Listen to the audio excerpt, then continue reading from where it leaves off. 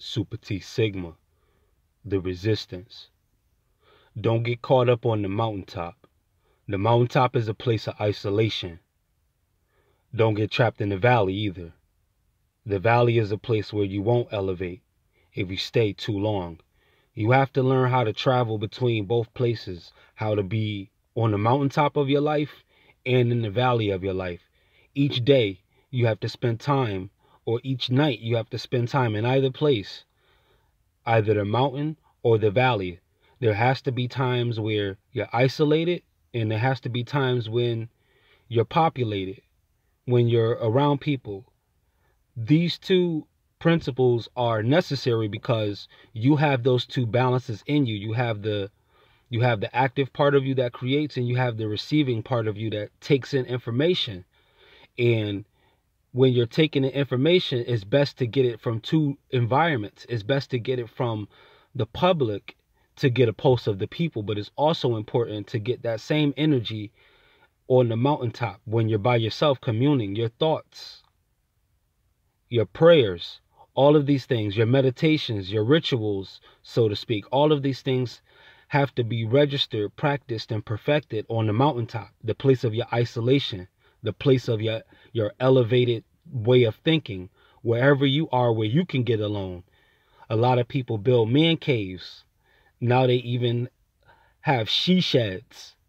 So whether you're a man or a woman, whether you're a boy or a girl, you have to have those times where you're in solitude every single day, even if it's only for a few minutes, even if it's just taking a little longer of a shower, even if it means sitting in your car, even if it means taking a walk. You have to have that mountaintop, because if you don't, you can end up messing up your dreams. They can be too convoluted. And when you end up in the astral realms, and now that this earth is transitioned into 5D, you can find yourself lost without a cord to connect yourself. You have to be tethered to yourself. You have to be tied to yourself, because we're entering in a realm right now where you can easily lose yourself and you can be swapped out by somebody else. There's a lot of channels out here now, like Higher Self and many others, that are talking about mass walk-ins and mass walkouts. And that's a real thing. A lot of people have actually sold their souls. And we don't mean it's just on a celebrity level. We mean on the mundane level, on the lower level, on the commoner level, on the laity level, layman level, the general populace. A lot of people have sold their souls, not necessarily to what you would call the devil as a person, but perhaps the race of devil as a group, because a lot of people have given up their soul. A lot of people have decided to quit. And with that deciding to quit, with that decision to forfeit their existence, they still have to deal with the torture of being in a physical human body, but being somebody else. It's like being only a shadow of your former self, where you're not what you used to be. You don't have the same light in your eyes. You don't have the same fire and passion in your heart. You don't have the same pep in your step. You don't have the same glide in your stride. You're a whole different person. You're a diminished part of you, because these balances aren't adhered to.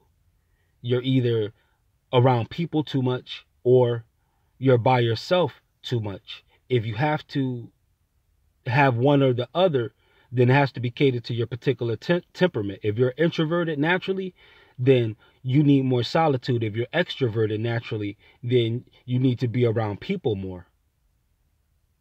The mountaintop in the valley.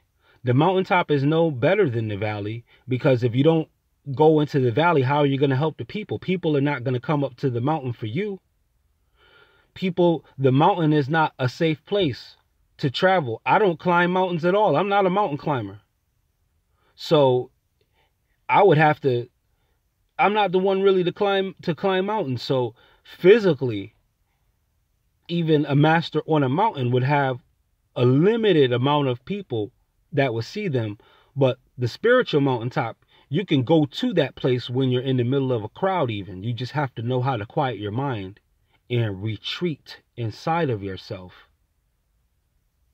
And just like when it comes to the valley concept, same thing.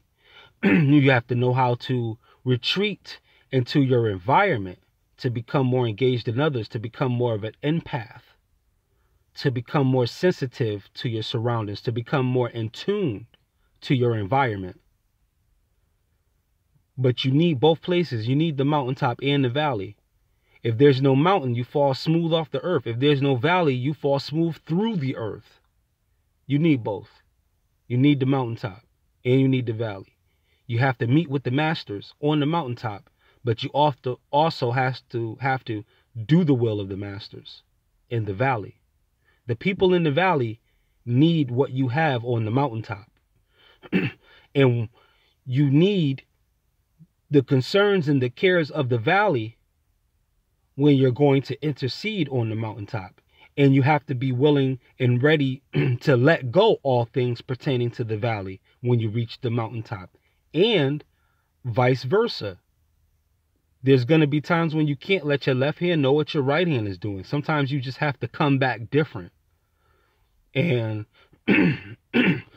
you may be in a position where you can't even explain what the difference on the mountaintop is to people. You just have to show them the proof, show them the physical results. So I'm Super T Sigma. This is the resistance.